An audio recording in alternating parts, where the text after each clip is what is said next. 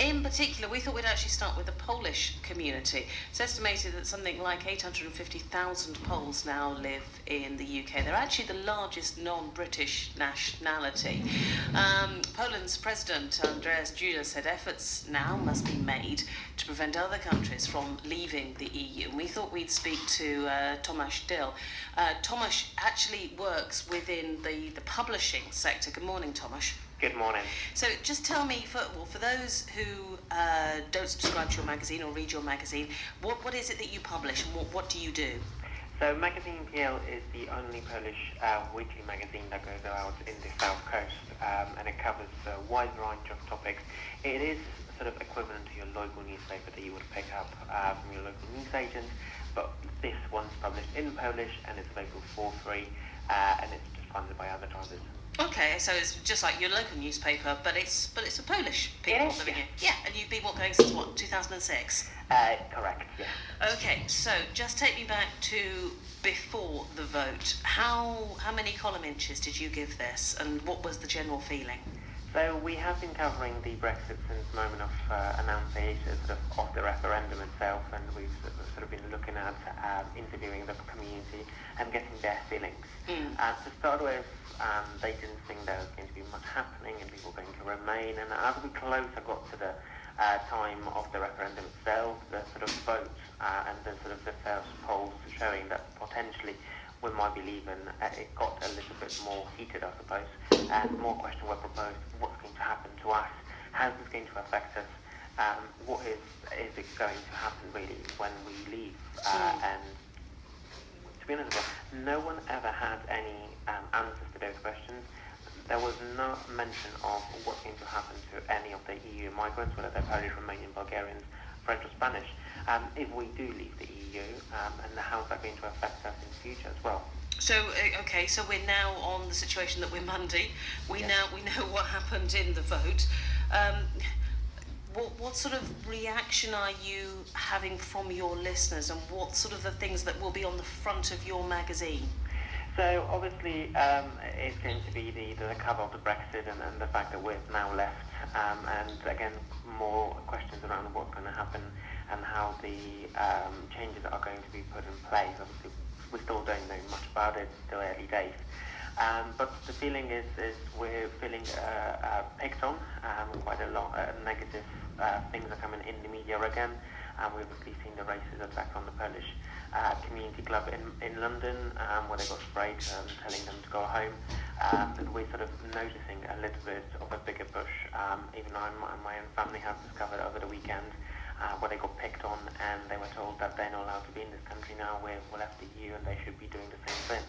So overall, it's not a great positive image, I'm afraid. There is a lot more racist attacks happening on the community, and it's very hard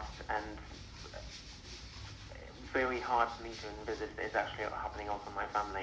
Having lived in Southampton for 12 years, we've never encountered any issues from any community. 2 days after the referendum, we already got problems where people are picking on the fact that we're a Polish family and we're not allowed to be in this country, we should go back. Which is utterly despicable. As you say, you've lived here for 12 years. Can you just give us a little bit more information about what actually happened over the weekend? And as much as you say you're being picked on, and we have seen in London and further north in England, we've seen sort of cards put through the letterboxes, we've seen graffiti. Is that the sort of thing that you're talking about here? This actually happened to my mum. She worked in a local supermarket and a staff member came over, saw her name on a badge being foreigner, so where she's from. And when she responded she's from Poland, he just looked at her and said, well, we're now out of the EU, you should be out. Pack your bags and go home. So she sort of burst into tears, bless her. Nothing she ever envisaged to happen, nothing that she ever had seen happening before, having worked in a supermarket for quite several years now. So I suppose, and I hope this is not just a start to it, I hope this just was one of an incident, because obviously you don't want to be living in a fear that you're going to be picked up on a daily basis because you do look different, you speak different languages, perhaps you have a different accent. And this, I mean, obviously you can speak from this point of view because this happened to a member of your family, and obviously, you know, I can only imagine how your mum felt and actually how you felt as her son, sort of thinking that it's just awful for her to be in that situation. And you say this is not just an isolated incident as far as you're aware.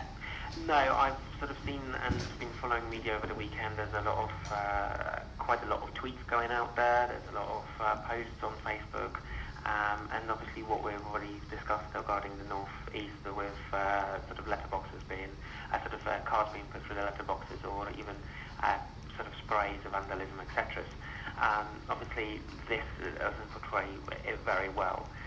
But on the other side of the things, I've sat in the polling station on Thursday myself, and I was surprised to see the amount of people that came out, which is great because the turnout obviously was very positive. Surprisingly, for me to notice something was that there were people in the sort of late 60s, 70s who came over and never voted in their entire life, and they didn't even have an idea what they're voting for. All they wanted to do was to put a box in the leave box, and that was it. And when you ask them, so what was your motive or anything like that, they didn't have, they could answer the question. And obviously now we're noticing also on Google searches that EU referendum and what is EU is the most recent sort of searched topics in Google. That's quite interesting. I think that should have been done a lot earlier and before the referendum and afterwards.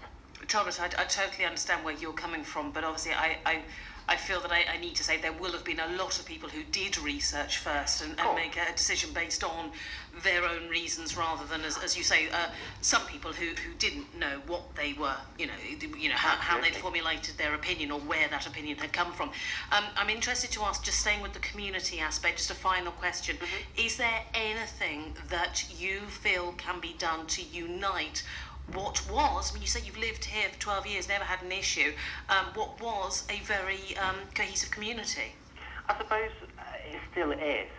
It's just a sort of, you would have a number of people who perhaps now feel a little bit more British because they've managed to sort of gain their independency back, so they're going to be sort of striving for that.